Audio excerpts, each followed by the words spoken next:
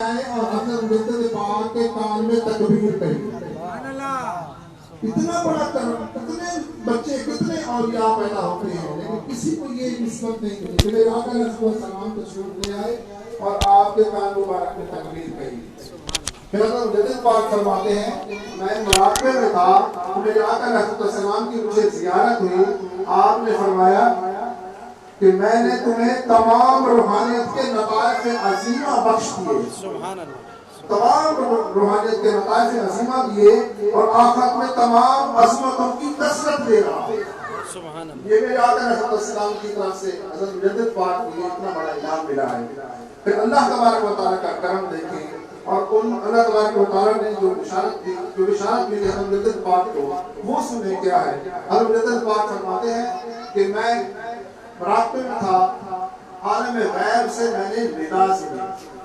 عالم غیب سے ندا آئی. اللہ تبارک و تعالیٰ فرما رہا ہے میں نے تمہیں بخش دیا اور قیامت تک ہونے والے ان تمام لوگوں کو بخش دیا جو بالواسطہ یا بلا واسطہ تمہارے سلسلے میں شامل ہوں گے. جو تمہارے سلسلے میں قیامت تک لوگ شامل ہوں گے چاہے ڈائریکٹلی یا انڈائریکٹلی. یہ بات ساتھ آئی کہ آپ ڈائریکٹلی کسی کو مرید کریں یا آپ میں کوئی خلیفہ آپ کو کسی کو مرید کر لے تو وہ سلسلے میں شامل ہو جائے گا. تو میں نے ان سب کو بخش دیا. حضرت مجدد پاک فرماتے ہیں مجھے سب کے نام اور ٹھکانے بتائے گئے. سب کے نام جو بھی پیدا بھی نہیں ہوئے، جو پیدا ہو چکے ہیں، جو موجود ہیں، جو موجود نہیں ہیں، قیامت تک آنے والے مجھے مریدوں کے سب کے نام اور ٹھکانے بتا دیے. میں اگر چاہوں تو سب کے نام بتا سکتا ہوں. سبحان اللہ. بے شک. تو میرے دوستوں یہ بہت بڑی نعمت ہے. بہت بڑی نعمت. اللہ والے تو ویسے بھی بہت بڑی نعمت ہے ہمارے لیے. حضرت مجدد رسالی پاک رحمۃ اللہ علیہ کا بہت بڑا مرتبہ ہے. آج بھی ان کے سلسلے کو چلانے والے موجود ہیں.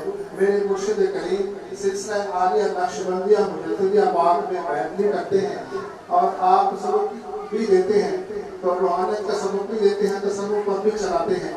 تو جن لوگوں نے بیعت کا ارادہ کیا ہوا ہے محفل کے بعد انشاءاللہ وہ بیعت بھی فرمائیں گے. اور سلسلہ عالیہ نقشبندی کی آپ نے نسخے کی وقت دیکھ لی ہے کہ جو جس میں بھی بیعت ہونا ہے انشاءاللہ وہ بیعت بھی فرمائیں گے. اور امتحان کی سلسلہ بھی انشاءاللہ شروع کرتے ہیں. درود پاک پڑھنا.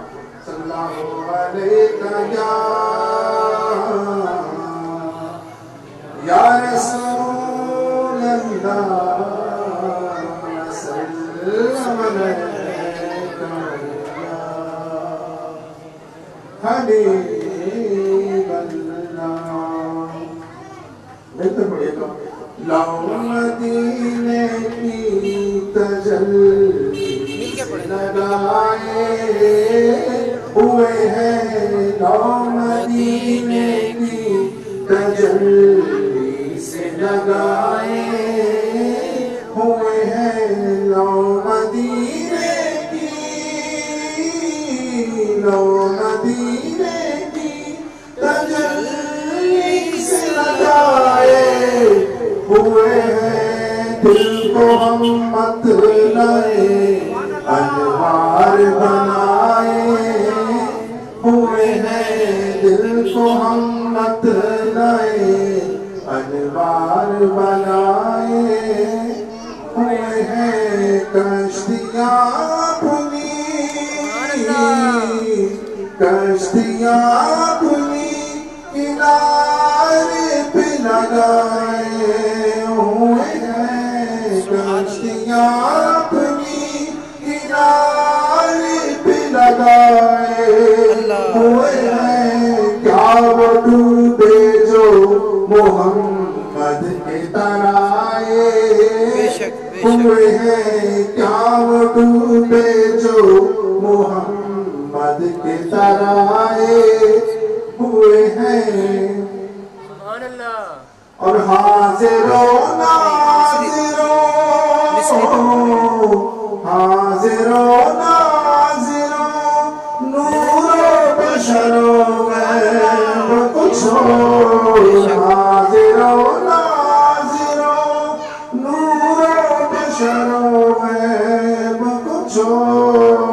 شکر کر وہ تیرے عیبوں کو چھپائے ہوئے ہیں شکر کر وہ تیرے عیبوں کو چھپائے ہوئے ہیں کیوں نہ پلڑا تیرا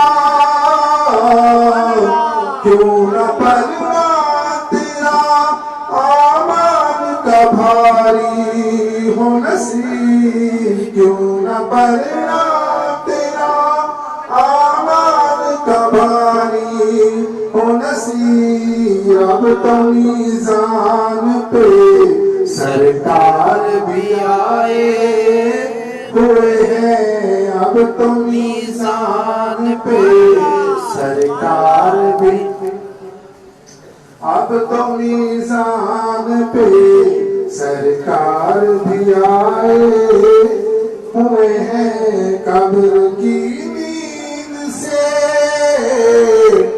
قبر کی نیند سے اٹھنا کوئی آسان نہ تھا قبر کی نیند سے اٹھنا کوئی آسان نہ تھا ہم تو محشر میں انہیں دیکھنے آئے ہوئے ہیں دل کو ہم مت لائے انوار بنائے ہوئے ہیں اب میں دعوت دوں گا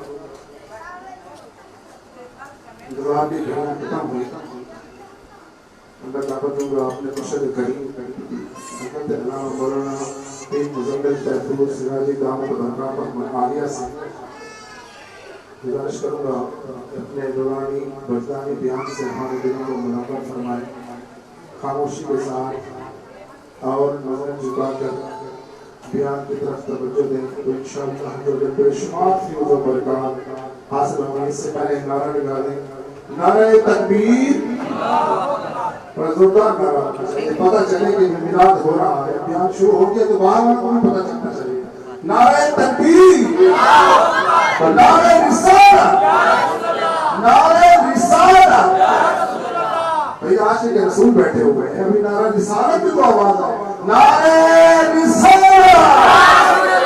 نعرہ خلافت نعرہ حیدری نعرہ رسپا خواجگان موسیٰ شریف خواجگان نقشبندیہ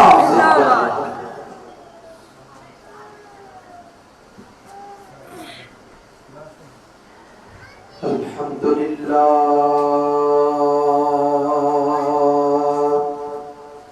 الحمدللہ رب العالمین والعاقبۃ للمتقین والصلاة والسلام علی سید الانبیاء واشرف الانبیاء وخاتم الانبیاء والمرسلین اما بعد فاعوذ باللہ من الشیطان الرجیم بسم اللہ الرحمن الرحیم ان اولیاؤہ الا المتقون فی مقام آخر ان اللہ وملائکتہ یصلون علی النبی یا ایہا الذین آمنوا صلوا علیہ وسلموا تسلیما اللہم صل علی سیدنا محمد وعلى آل سیدنا ومولانا محمد وبارک وسلم وصلوا علیہ بلکہ پڑھئے الصلاة والسلام علیکہ یا سیدی یا رسول اللہ الصلاة والسلام علیکہ یا سیدی یا حبیب اللہ الصلاة والسلام علیکہ یا سیدی یا نبی اللہ وعلى آلك وأصحابك يا سيدي يا نور اللہ میرے میٹھے اور پیارے دوستو احتشام اور پیارے بزرگوں اور پیارے اور ہر دل عزیز بچوں، اللہ رب العزت خلاق ارض و عالم کا بہت بڑا احسان ہے کہ جس ذات بالا صفات نے ہمیں ذکر خواجگان کی اس محفل میں جمع فرمایا۔ میرے میٹھے اور پیارے دوستوں، ذکر خواجگان نہ صرف اللہ کی رحمت کا سبب ہے بلکہ ذکر خواجگان گناہوں کے کفارے کا سبب ہے۔ جب انسان گناہ کر کے آلودہ ہو جاتا ہے اور پھر اس کی کیفیت یہ ہوتی ہے کہ جیسے ایک بچہ کیچڑ میں پوری طرح لتھڑ جائے تو پھر ماں اس کو نہلا دیتی ہے، اس کو صاف ستھرا کر دیتی ہے، اس کو اچھے کپڑے پہنا دیتی ہے۔ بالکل اسی طرح ہی جب ہم ذکر اولیاء میں شرکت کرتے ہیں یا ذکر اولیاء سنتے ہیں یا ذکر اولیاء کرتے ہیں تو سمجھ لیں روح کا غسل ہو جاتا ہے، روح کا غسل ہو جاتا ہے اور گناہوں کی آلودگی مثل کیچڑ کے، جیسے کیچڑ پانی کو دور کر دیتی ہے، اللہ والوں کا ذکر روح کی آلودگی کو دور کر دیتا ہے، گناہوں کی آلودگی کو دور کر دیتا ہے۔ میرے میٹھے اور پیارے دوستو، آپ کو آواز سمجھ آ رہی ہے؟ تھوڑا سا اس کو ایکو جو ہے نا تھوڑا سا اس کو کم کریں، تھوڑا سا ایکو کم کریں تاکہ دوستوں کو آواز سمجھ میں آئے۔ درود پاک۔ میرے میٹھے اور پیارے دوستو، میں ذکر کر رہا تھا آلودگی کا۔ آلودگی جو ظاہری ہے اس پر اقوام عالم کی بہت توجہ مرکوز ہے۔ وہ کہتے ہیں ماحولیاتی آلودگی بھی نہ ہو، صوتی آلودگی بھی نہ ہو، یعنی آواز کی آلودگی بھی نہ ہو، ماحول کی آلودگی بھی نہ ہو، سمندر کے اندر بھی آلودگی نہ ہو، فضا میں بھی آلودگی نہ ہو، زمین پر بھی کوڑا کرکٹ نہ پھیلائیں، آلودگی نہ ہو۔ بے شک یہ بات صحیح ہے، ہم اس سے متفق ہیں، کیونکہ ہمارے محبوب کا فرمان ہے الطہارۃ نصف الایمان، یعنی طہارت، یہ پاکیزگی، یہ صفائی، یہ کیا ہے؟ نصف ایمان ہے، آدھا ایمان ہے۔ ہم اس چیز پر اقوام عالم سے متفق ہیں، اس چیز پر متحد ہیں اور اس چیز پر ہم کام بھی کرتے ہیں کہ عالم کو صاف ستھرا ہونا چاہیے، دنیا کو صاف ستھرا ہونا چاہیے، فضاؤں کو، خلاؤں کو اور سمندروں کو صاف ستھرا ہونا چاہیے۔ لیکن ہاں، ایک آلودگی وہ بھی ہے جس پر اقوام عالم میں سے کسی قوم کی بھی توجہ نہیں ہے۔ پوری دنیا کی قوموں میں سے کسی قوم کی توجہ بھی اس آلودگی پر نہیں ہے، اور وہ آلودگی روح اور دل کی آلودگی ہے۔ وہ آلودگی روح اور دل کی آلودگی ہے۔ بات میری سمجھ میں آ رہی ہے بھائی؟ اچھی طرح سمجھ میں آ رہی ہے؟ ظاہری آلودگی پر ساری قومیں متحد بھی ہیں، متفق بھی ہیں، ورک بھی کرتی ہیں، لیکن میرے دوستو جہاں باطنی آلودگی کا ذکر آتا ہے، نہ کسی قوم کو اس کی فکر ہے، نہ کوئی قوم اس کا ذکر کرتی ہے، نہ اس پر کوئی سیمینار منعقد ہوتا ہے، نہ دنیا کے اندر میرے دوستو کوئی کانفرنسیں منعقد ہوتی ہیں، نہ اس پر لیکچر دیا جاتا ہے، نہ کوئی اس کی باقاعدہ تعلیم موجود ہے۔ اور آپ کو معلوم ہے کہ ظاہری آلودگی سے زیادہ باطنی آلودگی اہم ہے۔ ظاہری آلودگی سے زیادہ باطنی آلودگی اہم ہے۔ کس لیے؟ اگر کسی کو بھی بلا لو، میں اسے یہ دلیل دینا چاہتا ہوں کہ ظاہری آلودگی صرف ماحول کو گندا کرتی ہے، ظاہری آلودگی صرف ماحول کو گندا کرتی ہے، لیکن باطنی آلودگی معاشروں کو گندا کرتی ہے۔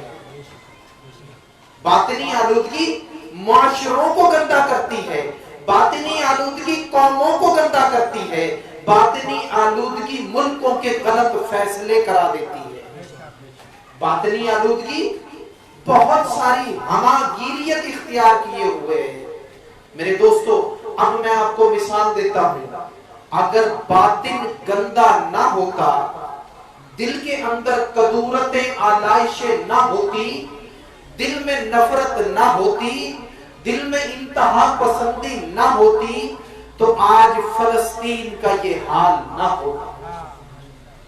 فلسطین کا حال کس وجہ سے ہے؟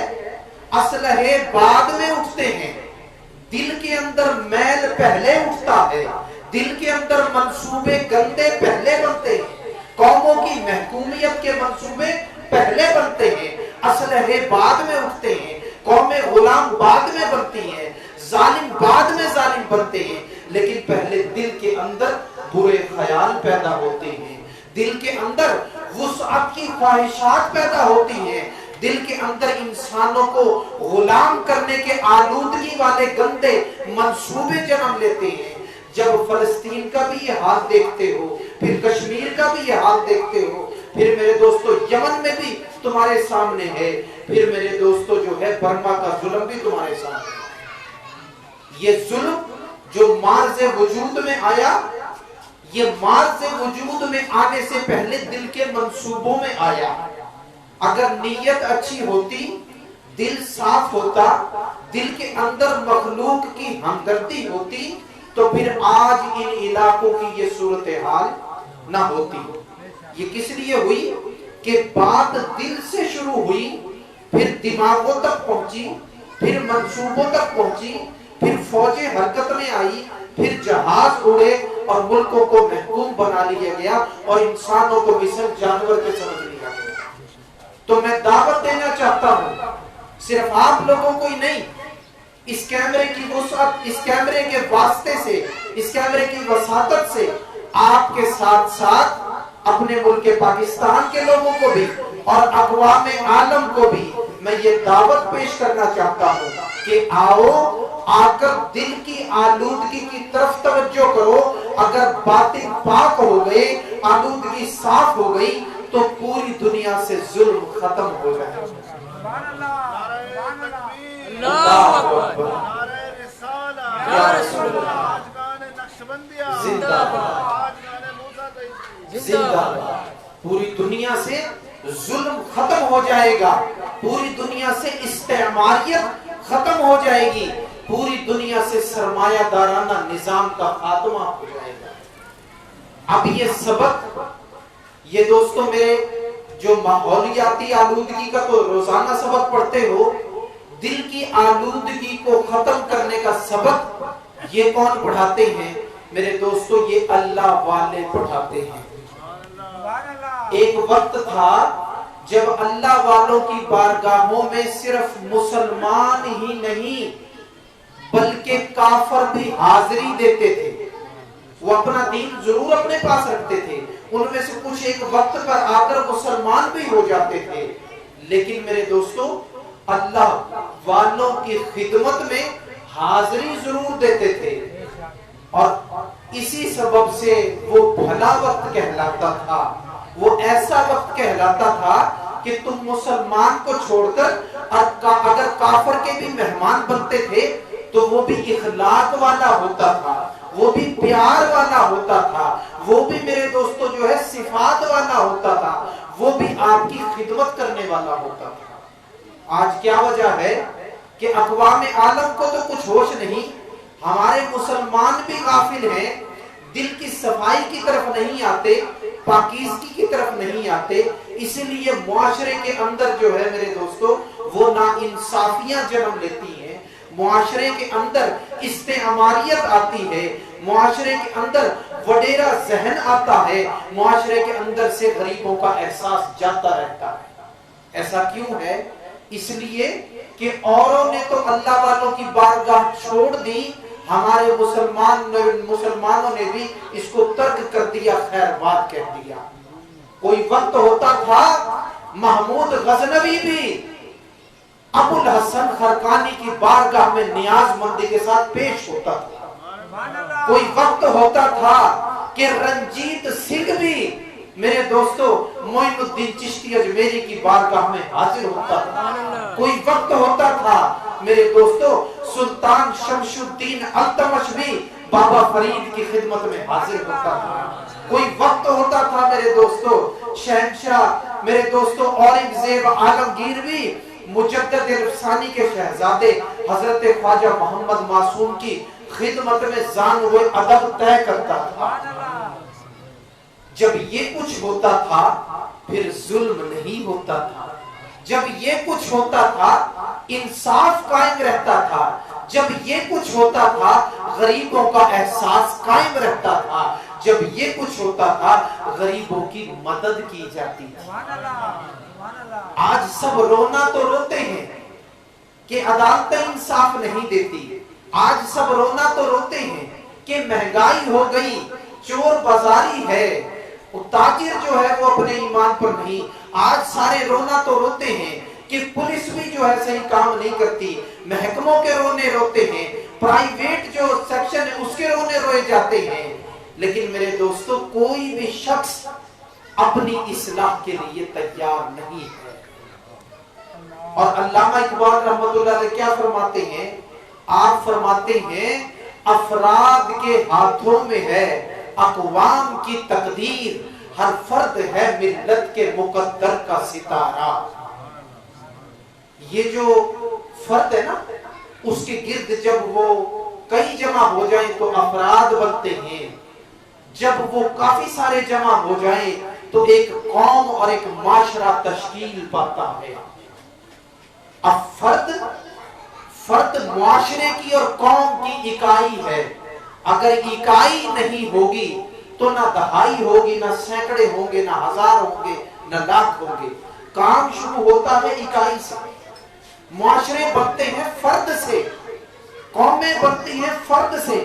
اگر ہر فرد اپنی اصلاح کرے تو پورا معاشرہ سنور سکتا ہے. لیکن کوئی بھی اصلاح کے لیے تیار نہیں, کیونکہ اس میں لگتی ہے محنت زیادہ.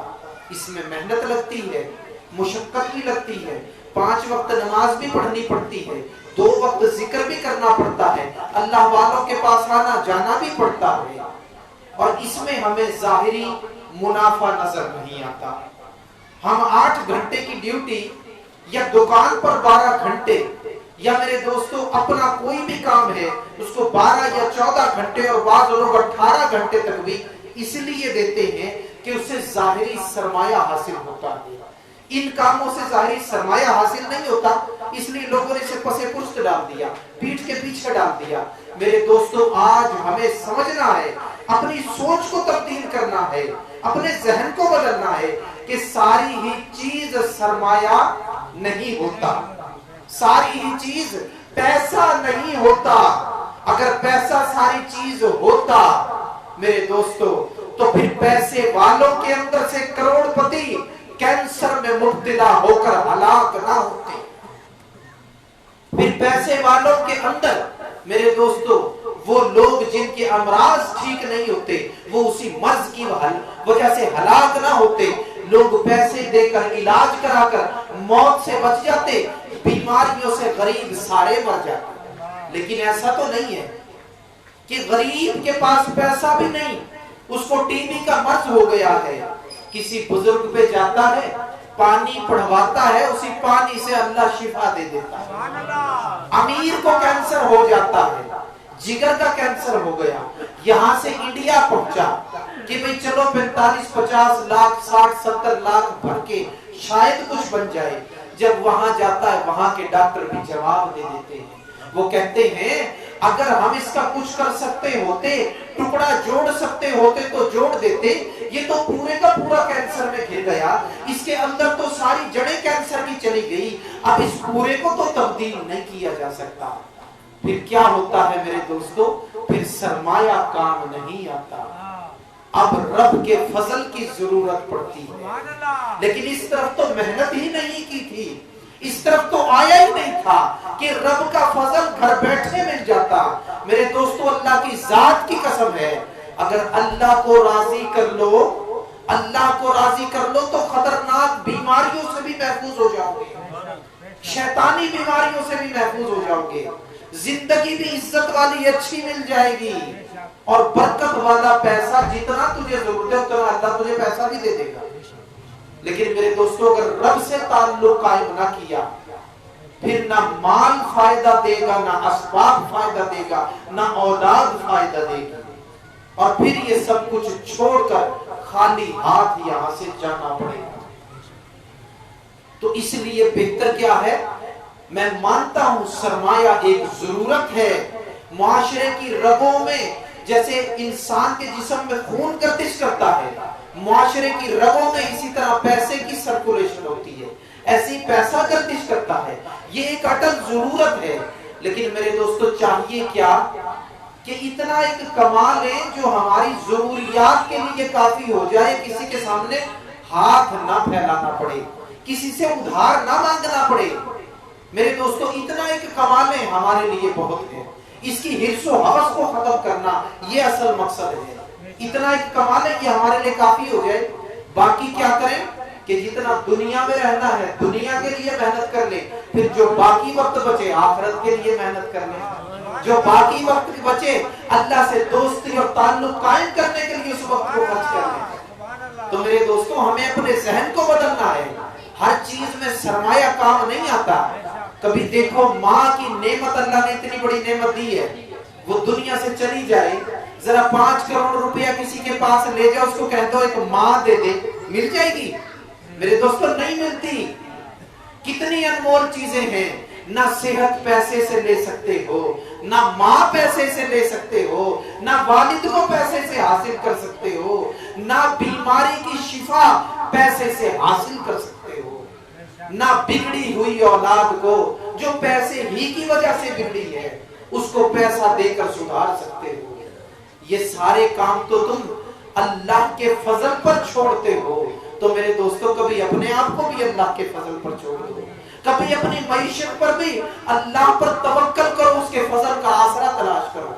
جب مسجد سے نکلتے ہیں نا تو ہم دعا کرتے ہیں، اللہم انی اسألک من فضلک و رحمتک۔ کیا کہتے ہیں؟ اے اللہ میں تجھ سے تیرے فضل اور رحمت کا تلاش کر، رحمت کی جو ہے وہ کا سوال کرتا ہوں۔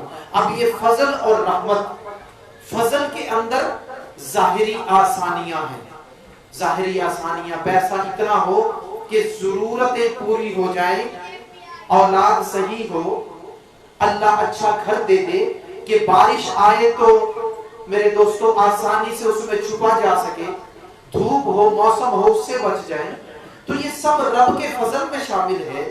اللہ اولاد اچھی دے دے یہ بھی رب کے فضل میں شامل، ماں باپ کی زندگی قائم ہے یہ بھی رب کے فضل میں شامل۔ لیکن میرے دوستو خالی فضل کا سوال نہیں کرتے، جب مسجد سے باہر نکل کے دنیا کی طرف لوٹتے ہیں تو اس کی رحمت کا سوال بھی کرتے، خالی فضل کا سوال نہیں کرتے، صرف فضلی کا نہیں مانگتے بلکہ فضلی کا و رحمتی کا، رحمت بھی مانگتے ہیں۔ رحمت کیا ہے؟ اللہ سے تعلق جڑ جائے۔ رحمت کیا ہے؟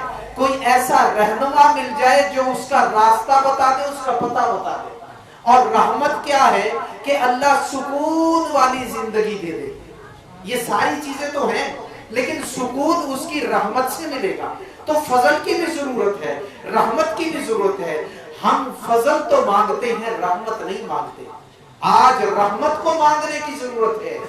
رحمت مانگیں گے تو بات بنے گی، رحمت مانگے یعنی اس سے اس کا تعلق مانگے، رحمت مانگے یعنی اس سے اس کی محبت مانگے، رحمت مانگے یعنی اچھے لوگوں کی، اللہ والوں کی صحبت مانگے، رحمت مانگے یعنی دین پر عمل مانگے، 5 وقت کی نماز مانگے۔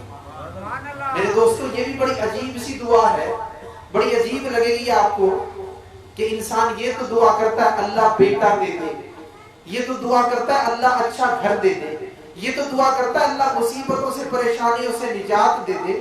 کبھی یہ بھی تو دعا کرنی چاہیے اللہ 5 وقت کی نماز دے دے، یہ بھی تو ایک دعا ہے، بڑی عجیب دعا ہے آپ کے لیے، اللہ 5 وقت کی نماز دے دے، اللہ تو اپنے پیاروں کی صحبت اور سنگت دے دے، دنیا اور آخرت میں خواجگان کا سایہ دے دے۔ کبھی یہ بھی مانگا کرو میرے دوستو، یہ بھی ضروری ہے۔ اگر اپنی زندگیوں میں انقلاب برپا کرنا ہے تو سب سے پہلے اللہ والوں کی صحبت کو اختیار کرو۔ जैसे शुरू में मैंने कहा, जब अल्लाह वालों की सोबत इख्तियार करोगे, वो अल्लाह का जिक्र भी कराएंगे, अपनी तवज्जो नजर की भी करेंगे, उससे कल्ब साफ हो जाएगा। जिसका कल्ब साफ होता है वो एक अच्छा इंसान होता है, वो मुआशरे के लिए अच्छा साबित होता है, वो इखलाक वाला होता है, वो एहसास वाला होता है, वो दूसरों का दर्द रखने वाला होता है। चाहते हो कि अच्छे और मिसाली इंसान बन जाओ, चाहते हो कि मुआशरों में निखार पैदा करने वाले बन जाओ, चाहते हो कि लोग तुम्हारी तारीफ करने वाले बन जाएं, तो दिल को आलूदगी से पाक करने वाले बन जाओ, दिल को साफ करने वाले बन जाओ, कसरत के साथ अल्लाह का जिक्र करने वाले, कसरत के साथ अल्लाह वालों की सोबत में रहने वाले बन जाओ। और ये सिर्फ दुनिया ही नहीं बनाते मेरे दोस्तों, मौत का वक्त भी आसान कर देते हैं। जब इनकी खिदमत में आते हो ना, ये नजर रखते हैं, तोड़ निभाने वाले होते हैं, बावफा होते हैं, अल्लाह अकबर, लजपाल होते हैं, लाजे पालने वाले होते हैं। ये तेरी दुनिया को भी अच्छा कर देंगे, ये तेरी मौत को भी अच्छा कर देंगे, तेरी कब्र को भी अच्छा कर देंगे, तेरे हश्र को भी अच्छा कर देंगे, और आखिरी मुकाम जन्नत दिलाकर दम ले। अल्लाह अकबर, अल्लाह अकबर, या रसूलल्लाह, आज गाने मूसा ज़ई शरीफ, आज गाने मूसा ज़ई शरीफ जिंदाबाद, आज गाने नक्शबंदिया।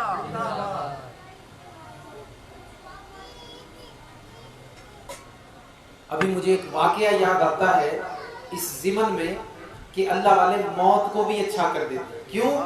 ये बड़ा मुश्किल वक्त है, बहुत औखा वक्त है, ये बड़ा मुश्किल वक्त है। ये तो जिस पर आता है उसको पता लगता है मौत का वक्त कैसा होता है। फरमाया गया हदीस पाक में है कि सिवाय जिक्र करने वालों के सबकी रूहें प्यासी निकाली जाती है।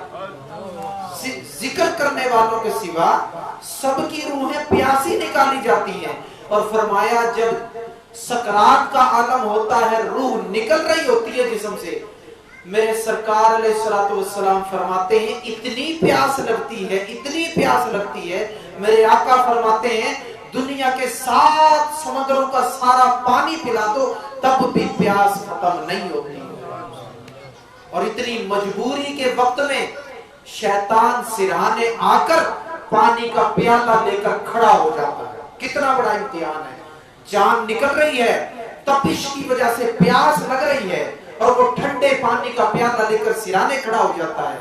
मरने वाला मेरे दोस्तों पानी की तलब करता है तो पानी का प्याला आगे बढ़ाता है और कहता है कि जो दीन मैं कहता हूं वो कबूल कर ले, इस्लाम से फिर जा, ईमान को छोड़ दे, तुझे ये पानी का प्याला पिलाता हूं। अगर तू ईमान नहीं छोड़ता तो फिर पानी का प्याला तुझे नहीं पिलाता। कितना इम्तिहान है मेरे दोस्तों, 7 समुद्रों जितनी प्यास, एक प्याला पानी जिससे कुछ ना कुछ शायद मुर्दा समझता है मेरी तसल्ली हो जाएगी, तसल्ली तो उसे नहीं होती, लेकिन उसको पानी नजर आता है। कितना बड़ा इम्तिहान है मेरे दोस्तों, और वो कहता है अपना दीन छोड़ दे।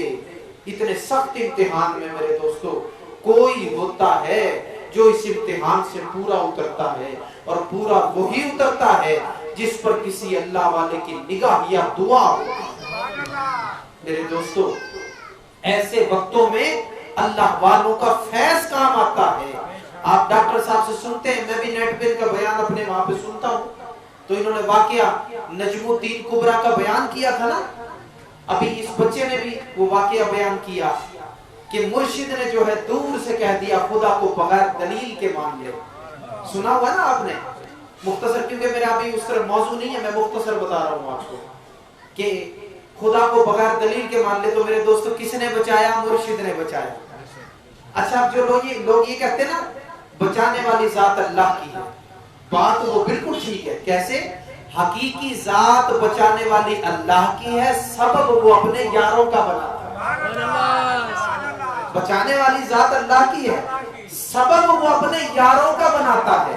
जैसे दुनिया में तुझे लाने के लिए लाने वाला अल्लाह है, पैदा करने वाला हकीकी कौन है? अल्लाह। लेकिन तुझे दुनिया में लाने के लिए एक माँ का सबब बनाता है, दूसरे बाप का सबब बनाता है। माँ और बाप के जरिए से तुझे दुनिया में भेजता है, इसी तरह वो कर्म जरूर करता है। अपनी रहमत जरूर करता है, लेकिन करता है अपने प्यारों के जरिए और वसीले से, अपने प्यारों को सबब बनाकर। तो मेरे दोस्तों, मैं बता रहा था कि ये मौत का मुश्किल वक्त होता है। हजरत ख्वाजा सिराजुद्दीन साहब दामानी, कह दो सुभान अल्लाह। अल्लाह के वो वली जो अपने वक्त में औलिया में सबसे बड़ा जिनका मुकाम है, अपने वक्त के अंदर औलिया में सबसे बड़ा मुकाम अल्लाह ने उनको दिया। मेरे मुर्शिद के, यूं समझ ले, वालिद के वालिद के वालिद, मेरे मुर्शिद करीम ख्वाजा मोहम्मद साद साहब के परदादा, वो अजीम हस्ती जिनका दुनिया के अंदर शोरा आलम में था, डंका बजता था।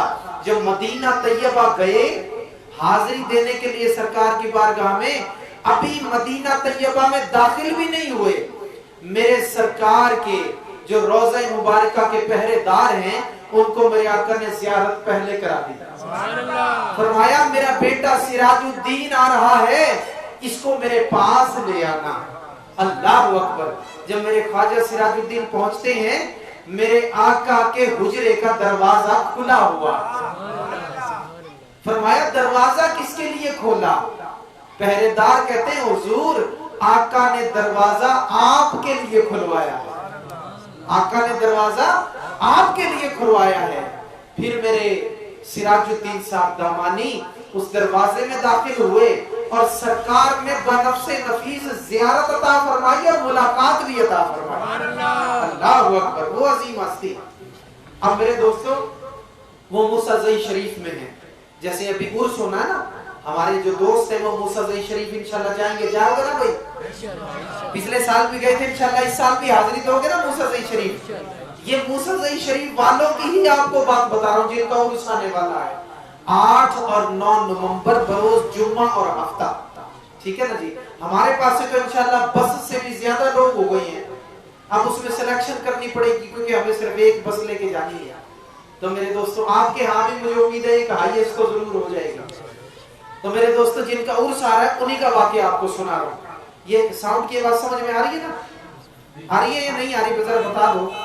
वैसे मैंने एक चीज देखी है कि जितना मुल्तान और डेरा गाजी खान की जसामत में फर्क है ना, उतना ही यहाँ और वहाँ के ज़ौक़ में फर्क है। भाई नाराज ना हो ना, मैं बात हक की कर रहा हूँ। जितना मुल्तान और डेरा गाजी खान की जसामत में फर्क है ना, उतना ही यहाँ और वहाँ के ज़ौक़ में फर्क है। तो मेरे दोस्तों, जरा कह दो सुभान अल्लाह। सुभान अल्लाह। तो मेरे दोस्तों, ये ख्वाजा सिराजुद्दीन साहब दामानी का वाकया बता रहा हूँ और अल्लाह वालों की करम नवाजी मौत के हवाले से बता रहा हूँ। हजरत सिराजुद्दीन साहब दामानी रहमतुल्लाह अलैह का एक लांगरी था। कौन था? जरा बोलो भाई, तवज्जो है ना तुम्हारी? जरा बोलो कौन था? अच्छा, लांगरी क्या काम करता है? लंगर पकाता है, रोटियां पकाता है, सालन पकाता है, अल्लाह के मेहमानों की खिदमत करता है। बड़ा अजीम मनसब है। मेरे दोस्तों, लांगरी था, सारी उम्र लंगर पकाता रहा। सिराजुद्दीन साहब दामानी की खिदमत में बैठने वाले वली बनते रहे, गौस बनते रहे, कलंदर बनते रहे, लेकिन ये बेचारा सारी उम्र 20-30 साल रोटियां पका रहा, सोबत नसीब नहीं हुई, बस खिदमत में खिदमत गुजारी कर रहा। लेकिन इनका तो खिदमत करने वाला कभी महरूम ही नहीं रहता। मेरे दोस्तों, लांगरी साहब 2-3 दिन तक लंगर पकाने के लिए ना आया। जो शागिर्द अपने बना दिए थे लंगर, वो पकाने लगे। लांगरी साहब बूढ़ा हो चुका था। हुजूर ने 2 या 3 दिन के बाद पूछा, भाई हमारा लांगरी किधर है? लंगर की रोटियां किसी और तरह की आ रही है, उसके हाथ की रोटियां जरा और तरह की होती थी, वो किधर है? किसी ने अर्ज की, हुजूर लांगरी साहब की तबीयत बहुत खराब है, शदीद बीमार है और गुमान ये है कि इसी बीमारी में जान से गुजर जाएगा, इसी बीमारी में मौत नजर आती है। हुजूर आपने फरमाया तुमने पहले क्यों नहीं बताया? मेरे लांगरी को इस किस्म की तकलीफ और तुमने बताया नहीं। चलो भाई दरवेशों चलते। अपने दरवेशों को साथ लिया, हुजूर चल पड़े। यहाँ ये याद रखो, जहाँ ये जाते हैं अल्लाह की रहमतें भी वहीं जाती हैं। जहाँ ये जाते हैं अल्लाह की रहमतें भी वहीं जाती हैं। ये महबूब लेकर अपने दरवेशों को साथ, और ये भी याद रखो उन दरवेशों में बड़े बड़े नाम मौजूद हैं। उन दरवेशों के अंदर अफगानिस्तान को आबाद करने वाले मौजूद हैं, पाकिस्तान को और हिंदुस्तान को आबाद करने वाले मौजूद हैं। एक नाम बताऊं तो अशश कर उठोगे। इस अल्लाह वाले के दरवेशों में ख्वाजा गुलाम हसन सिवाग भी मौजूद है। ये पीर है, वो मुरीद है। जब वो मुरीद की इतनी शान है तो पीर की शान का आलम क्या होगा। पीर साहब जा रहे हैं, दुर्वेश मुरीद भी साथ है, ख्वाजा गुलाम हसन सिवाग भी साथ है। लांगरी साहब के घर पहुंचा सारा काफिला, देखा लांगरी साहब की आंखों में आंसू हैं और महसूस होता है कि बस अभी थोड़ी देर में विसाल हो जाएगा, अभी थोड़ी देर में मौत आया चाहती है।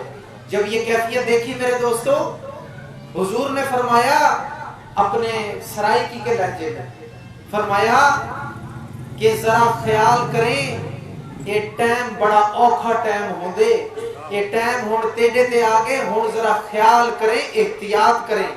वही बात बताई ना, शैतान आ जाता पानी का प्याला लेके, प्यास लगती है, बड़ी मुसीबत और तकलीफ का। फरमाया औखा टाइम में ख्याल करें। तो अब लांगरी पता क्या कहता है, लंगर की खिदमत की वजह से 24 घंटे उसी काम में गुजरते थे। हुजूर की खिदमत में बैठ ना सका, वली बन ना सका, जिक्र कर ना सका, कोई काम ना कर सका।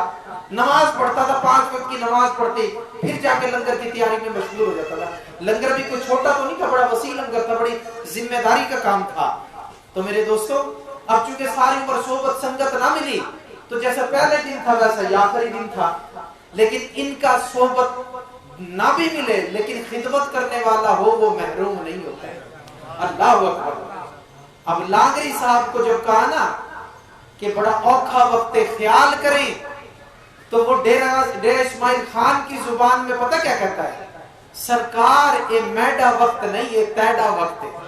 अल्लाह, सरकार ये मैडा वक्त नहीं, ये तैडा वक्त है। जब हुजूर को ये बात की, हुजूर को जज्बा तारी हुआ, जोश तारी हुआ, उस रहमतों वाले प्यारे सिराजुद्दीन दामानी ने क्या किया, अपनी निगाह विलायत से पेशानी से लेकर पांव तक यूं देखा, फिर पांव से लेकर पेशानी तक दूसरी नजर डाली। इस नजर का डालना था कि लोग तो खड़े देख रहे थे, लेकिन ख्वाजा गुलाम हसन सिवाग जैसे जो नजर वाले थे, उनको जज्बा हो गया, मट्टी में अल्लाह अल्लाह करके लोटपोट हो गए, मट्टी में लोटपोट हो गए। ऐसी कैफियत हुई, सारे कपड़े मट्टी में हो गए। जब होश आया मेरे दोस्तों, तो लांगरी साहब का विसाल हो चुका था, चैन की नींद सो चुका था। ख्वाजा गुलाम हसन सिवाग से किसी ने पूछा, भाई हमने तो कुछ नहीं होते देखा, हुजूर ने यूं नजर डाली और यूं नजर डाली, हमने तो सिर्फ इतना ही देखा, तुमने क्या देखा। फरमाया अगर नजर होती तो कुछ देखते, अगर नजर होती तो कुछ देखते। अरे मुझसे क्या पूछते हो, मैंने क्या देखा, आ तुझे बताऊं। मैंने ये देखा कि हुजूर की खिदमत में मैं पहले ख्वाजा उस्मान साहब की खिदमत में रहा, फिर इनके साहबजादे हजरत सिराजुद्दीन साहब की खिदमत में रहा। मैं 45 साल इन दो बुजुर्गों की खिदमत में गुजार चुका हूँ। इन्होंने मुझे इजाजत और खिलाफत भी दी है। मैं यूं उंगली करता हूँ, हिंदू कलमा पढ़ के मुसलमान हो जाता है। मैं यूं उंगली करता हूँ, हिंदू कलमा पढ़ के मुसलमान हो जाता है। मेरी उंगली जिस तरफ उठ जाए, कलमे की आवाजें बुलंद हो जाती हैं। फरमाया अल्लाह की जात की कसम, मैंने ये देखा, इस एक नजर यूं और एक नजर यूं में हुजूर ने मेरे से भी ऊंचे मुकाम पे लांगरी साहब को पहुंचा। अल्लाह नारे रिसालत, या रसूल अल्लाह, नारे खिलाफत, नारे हैदरी, आज गाने नक्शबंदिया जिंदाबाद, आज गाने मूसा जैशरी जिंदाबाद, सिराजुद्दीन दामानी पाक जिंदाबाद। तो मेरे दोस्तों क्या फरमाते हैं, ये 40-45 साल की खिदमत और सोबत दो बुजुर्गों की। फरमाया अब आके मैं उंगली का इशारा करता हूँ तो हिंदू कलमा पढ़ के मुसलमान, तब मेरी विलायत के डंके 4 दांग आलम में बजते हैं।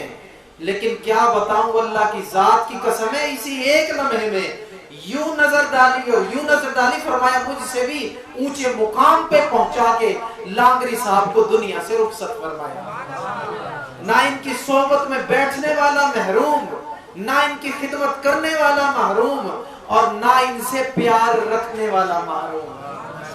अभी डॉक्टर साहब फरमा रहे थे मुजद्दिद अल-अफ़सानी के बारे में, मेरे मुजद्दिद पाक ने फरमाया कि जो मेरे हाथ पर बैत करेगा, या मेरे खुलफा या उनके खुलफा जितने कयामत तक होंगे, जितने लोग भी उनके हाथ पर बैत करेंगे सारे जन्नती होंगे।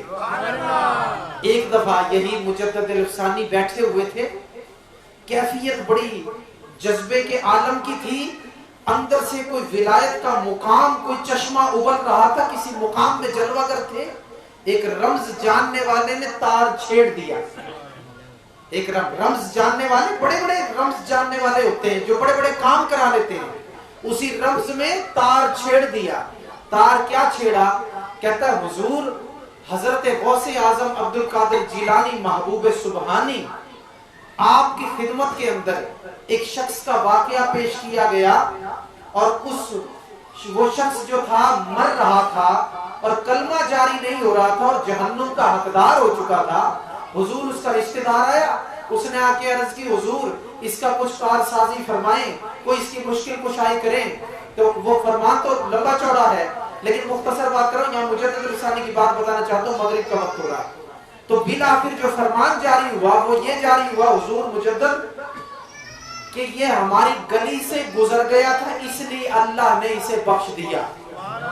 अब ये बात सुनाने वाला सुना रहा है, मुजद्दिद के दिल के तार को छेड़ रहा है। बात समझ में आ रही है? गौसे पाक की बात सुना, ये भी विलायत के किसी मुकाम में थे उस वक्त। जब ये बात सुनाने वाले ने सुनाई ना, तो रास्ता तो था यार की बारगाह में अर्ज की, मौला मुझे मुजद्दिद बनाया, मुझे भी तो इनाम दे। रब की जात ने फरमाया मेरे मुजद्दिद अपने मुंह से कह दे, जो कह देगा मैं कर दूंगा, जो तू कह देगा मैं वो कर दूंगा। अल्लाहु अकबर। अब मुजद्दिद अल-अफ़सानी की आंखें बंद हैं। फरमाया बात करने वाले अब जरा सुन ले। कहा जी हुजूर फरमाइए। कहते जिसने मुझ मुजद्दिद को देखा वो जन्नती। जरा कहो ना सुभान अल्लाह। जरा सुभान अल्लाह की सदा भी तो आनी चाहिए ना। फरमाया जिसने मुझ मुजद्दिद को देखा वो जन्नती। अर्ज करने वाला कहता हुजूर कुछ और फरमाए।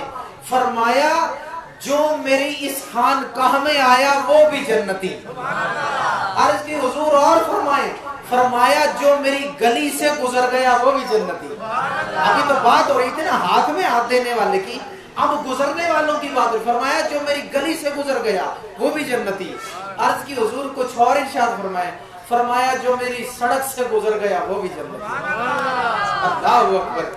फरमाया जो मेरी सड़क से गुजर गया वो भी जन्नती। जब आप जोश में फरमा रहे थे, आवाज खानकाह के आपके आस्ताने के दरवाजे से बाहर जा रही थी और बाहर से गुजर रहा था एक हिंदू। मुसलमान नहीं गुजर रहा था, एक हिंदू गुजर रहा था। उसने देखा हजरत साहब जोश में हैं, उनको भी तो पता होता है ना अल्लाह वाले होते हैं। वो दरवाजे के पास छुप के खड़ा हो गया, हुजूर की बातें सुनने लग गया। आपने जब फरमाया जिसने मुझे देखा जन्नती, सुन लिया। जो खानकाह में आया जन्नती। फिर तीसरी बात कही जो मेरी गली से गुजरा जन्नती, तो वो गली से गुजर रहा था। अल्लाह अकबर। वो गली से गुजर रहा था। फिर इससे भी बड़ी बात आई। फरमाया जो मेरी सड़क से गुजर गया। अब गली तो आपकी है ना, सड़क तो आपकी वो वाली है। सड़क पे तो फिर फैज़ आम हो जाता है ना। गली में तो कोई कोई आया, सड़क पे तो हर कोई आया। अल्लाह अकबर। इसको तो कहते हैं ना फैज़ आम हो गई। ऐसा फैज़ आम के फरमाया जो मेरी सड़क से गुजर गया वो भी जन्नती है। अब मेरे दोस्तों जरा गौर करना मेरी बात पे, तवज्जो से सुनना, बात का लुत्फ आएगा। उस सड़क से हिंदू जाते थे अपने जनाजे लेकर। क्या करते थे? जनाजे लेकर। तो फिर जनाजे भी जन्नती। अब सवाल ये पैदा होता है कि कभी हिंदू भी जन्नती हुआ? जन्नती तो भाई कलमा पढ़ने वाला होता है, ये तो कंफर्म फैसला है। हिंदू कैसे जन्नती हुआ? उस प्यारे को इन प्यारों की लाज है। उस प्यारे को, अल्लाह को, उस प्यारे को इन प्यारों की लाज है। वो इनकी जुबान को रद्द नहीं फरमाता, इनके कहे को पूरा करता है। मेरे दोस्तों होता ये है कि जो हिंदू होता है उसको अल्लाह ने जन्नती करना है।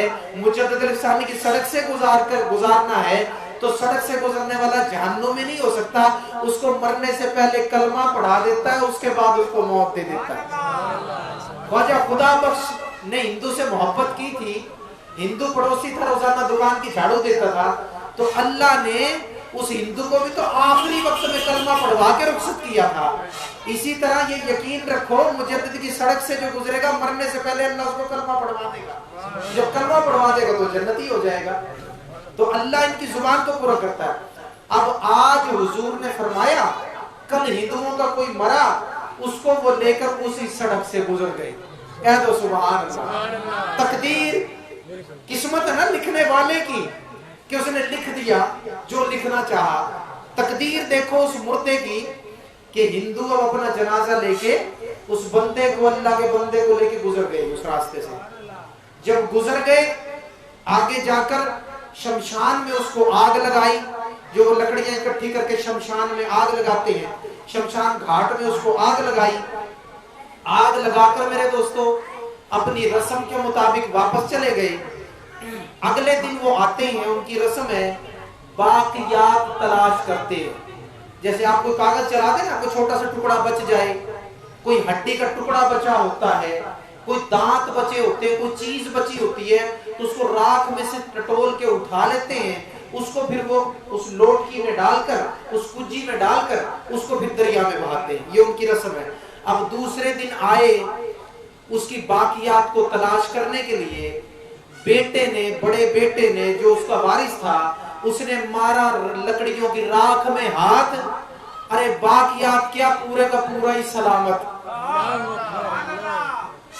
पूरे का पूरा सलामत, बल्कि ऊपर से राख हटाई तो कफन को भी आग नहीं लगी, कफन को भी आग नहीं लगी। अब मेरे दोस्तों देखा, ये तो जिंदगी में पहला करिश्मा देखा। ये क्या हुआ? अब गया, जाके पुजारी को बुला के लेके आए।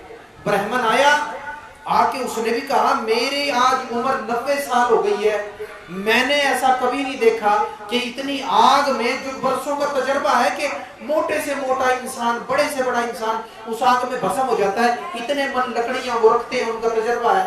तो वो कहते हैं इतने मन लकड़ियों में तो ये भस्म हो जाना चाहिए। कहता है मैंने भी 90 साल की जिंदगी में ये पहला वाकया देखा। अब मेरे दोस्तों कहता है राख इसकी झाड़ो, अब मैं फतवा देता हूँ, मैं अपने दीन का, हिंदू मत का हुक्म जारी करता हूँ, दोबारा फिर इसको जलाओ, दोबारा फिर इसकी चिता जलाओ। मेरे दोस्तों दोबारा फिर लकड़ियां इकट्ठी की, फिर उसको जलाया। दूसरे दिन फिर आके देखा, फिर वैसे का वैसा, फिर वैसे, मुस्तनद किताब के अंदर वाकया उसको, फिर वैसे का वैसा। मेरे दोस्तों गर्ज के 3 दिन उसको जलाया गया, 3 दिन के बाद फिर वैसे का वैसा, कफन को भी आग नहीं लगी। एक हिंदू जो 3 दिन से चुप करके खड़ा था, आज बोल पड़ा। ये कौन सा था? वही जो गली से गुजरा था, याद है ना, जो गली से गुजरा था, आज बोल पड़ा।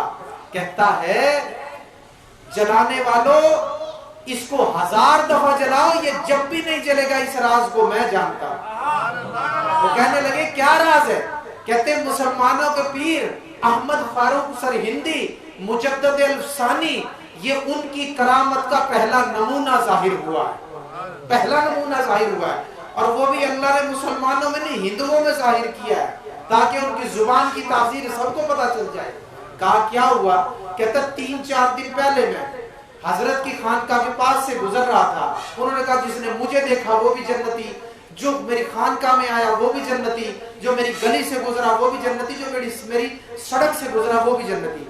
कहा तुम सड़क से तो लेके गुजरे हो ना, तुम सड़क से तो लेके गुजरे हो, जब सड़क से इसको लेकर गुजर गए हो तो ये जन्नती हो गया है, और जन्नती को आग कैसे जलाएगी? वो कहने लगा पुजारी चुप करो, इस बात को मत करो, ये हमारा धर्म खराब करेगी ये बात, लोग मुसलमान हो जाएंगे। उसने कहा धर्म की लाज में तो 3 दिन चुप रहा, फिर आखिर बोलना पड़ा, अब इसे कब तक जलाओगे? इसे जलाना बंद करो, क्योंकि अगर इसको जलाते रहोगे तो मुजद्दिद की बात अब और साबित होती रहेगी। अब जनाजे वाले इकट्ठे हुए, जो 3 दिन रस्म पूरी करने की वजह से बार बार आते थे। उन्होंने कहा पता चला जिसका फरमान सच्चा है, जिसकी दलील हमारे सामने है, जिसका फरमान सच्चा है वो खुद भी सच्चा है, उसका दीन भी सच्चा है। मेरे दोस्त नक्शबंदिया मुजद्दिदिया जिंदाबाद, नक्शबंदिया मुजद्दिदिया जिंदाबाद। मेरे दोस्तों अब चले सब के सब, पुजारी गया अपने घर, ब्राह्मण गया अपने घर, उसकी किस्मत में ईमान नहीं था। बाकी 300-400 जितने भी थे मुजद्दद के कदमों में आकर मेरे महबूब का कलमा पढ़कर मुसलमान हो गए। ये फैज है मेरे मुजद्दद अल्फसानी का। और तुम में से जिन्होंने फकीर के हाथ में हाथ दिया ना, मैं कोई चीज नहीं हूं, मेरी अहमियत और हैसियत एक चिमटी के जितनी भी नहीं है। बस मुझे इतना पता है कि हम नादारों मुफलिसों के पीछे, हम लाचारों के पीछे हमारे मुजद्दद खड़े हैं, हमारे मुजद्दद खड़े हैं, उनका हाथ जो है हमारे कांधों पर है। बस यही हमारे लिए सब कुछ है। तो मेरे दोस्तों, अपनी निस्बत का प्रचार करो, अपनी निस्बत की कदर करो, अपनी निस्बत को मजबूत करो, बुजुर्गों की बारगाह में ज्यादा से ज्यादा आया जाया करो। ये जो पौधा यहाँ लगा दिया है मेरे बुजुर्गों ने, इस महफिल के अंदर ज्यादा से ज्यादा शिरकत किया करो, इस महफिल के अंदर ज्यादा से ज्यादा शिरकत किया करो। मैं आप लोगों के ज़ौक़ शौक को देखूंगा। अगर आपने ज़ौक़ शौक ज्यादा रखा, आप इस महफिल में आते जाते रहे, डॉक्टर साहब के साथ मुराकबा करते रहे, इनका बयान सुनते रहे, महफिल में आते जाते रहे, तो मैं कोशिश करूंगा महीने में या 2 महीने में एक महफिल में फकीर खुद यहाँ आया करे। अब मुझे यहाँ बुलाना ये आपका काम है। आप मुझे महीने में बुलाना चाहते हैं, मुझे 2 महीने में बुलाना चाहते हैं, 6 महीने में बुलाना चाहते हैं, साल में बुलाना चाहते हैं, ये अब आपके ऊपर डिपेंड करता है। आप मुझे कितने दिन में बुलाना चाहते हैं। आप ज़ौक़ व शौक रखेंगे, इंशाल्लाह महीने बाद 2 महीने बाद मेरी हाजिरी जरूर हुआ करेगी। तो इंशाल्लाह कौन कौन महफिल में शिरकत किया करेगा, जरा हाथ उठाओ भाई, माशाल्लाह। और इंशाल्लाह महीने 2 महीने बाद या जब भी डॉक्टर साहब बुलाएंगे मेरी भी इंशाल्लाह हाजिरी, ठीक है ना जी। तो महफिल में शिरकत करनी है। अपने हफ्ते के सारे वक्तों में से ये 2-2.5 घंटे का, पूरे हफ्ते के वक्त में से 2-2.5 घंटे का वक्त मेरे दोस्तों महफिल के लिए जरूर निकालना, ठीक है ना, ताकि दुनिया के लिए तो कमा रहे, आखिरत के लिए भी कोई कमाई कर ले, वहां के लिए भी कोई मुनाफा कमा ले। पता है, जब महफिल में आते हो ना तो नेकियों का जज्बा पैदा होता है। जब महफिल में आते रहते हो तो नमाजें कज़ा होनी खत्म हो जाती हैं, सारी नमाजें अदा शुरू हो जाती हैं। जब महफिल में आते रहते हो, सरकार की सुन्नत से चेहरा भी मुज़य्यन हो जाता है, सर भी मुज़य्यन हो जाता है मेरे दोस्तों, ठीक है ना जी। इंसान को ऐसा होना चाहिए, दूर से चलता आ रहा हो पता लगे आका का गुलाम है, ठीक है ना जी। मुसलमान की अलग पहचान होती है। तो सरकार की सुन्नत भी रखो, चेहरे को ढांप के रखो, जिक्र कल्बी करते रहो और अल्लाह वालों की सोहबत में आते जाते रहो, इस महफिल में शिरकत करते रहो। इंशाअल्लाह अल्लाह दुनिया भी आसान कर देगा, अल्लाह आखिरत भी आसान कर देगा। वमा अलैना इल्लल बलागुल मुबीन। मेरे दोस्तों, उर्से पाक आने वाला है इंशाअल्लाह। अगला महीना ये